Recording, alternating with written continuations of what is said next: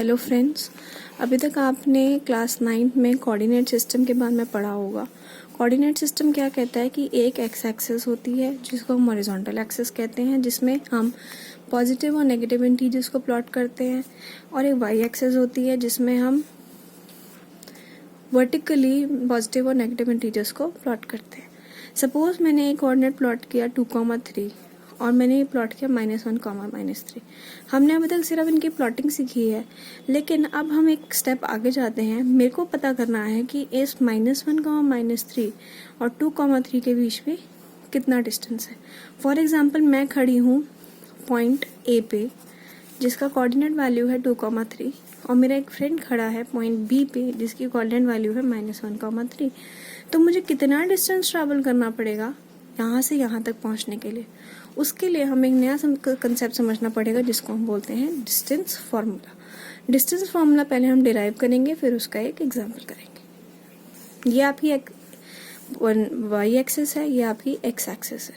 Suppose आप एक point पे खड़े हैं x1, y1 और ये आपका पॉइंट है x2, y2।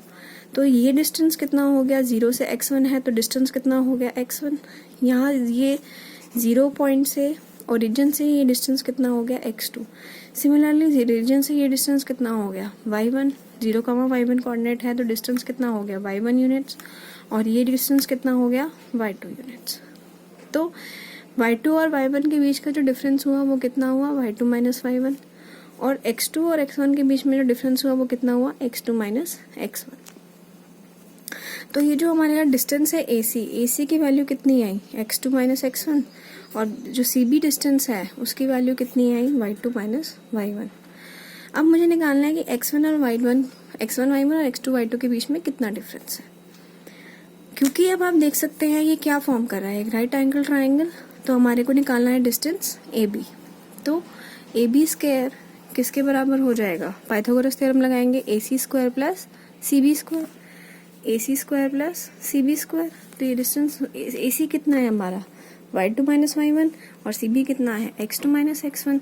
तो इन दोनों का जो होल स्क्वायर वैल्यू होगी वो किसके बराबर होगी? AB स्क्वायर की। आपको सिर्फ AB चाहिए तो आप स्क्वायर रूट ले लेंगे। तो ये कितना हुआ? Square the root of y2 minus y1 का whole square plus x2 minus x1 का होल स्क्वायर, और इसी को हम बोलते हैं हमारा डिस्टेंस फॉर्मूला।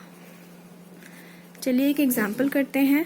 सपोज आपका हमने x1 y1 ले लिया -2, 3 और x2 y2 ले लिया 4, -1। x1 कितना है? -2, y1 कितना है? 3, x2 कितना है? y2 4 और y2 कितना है? -1। आपने CB डिस्टेंस निकालना है तो आप डिस्टेंस फॉर्मूला लगाएंगे, x2 माइनस x1 का whole square plus y2 minus y1 का whole square. Under the root of this value is 4। x2 कितना है?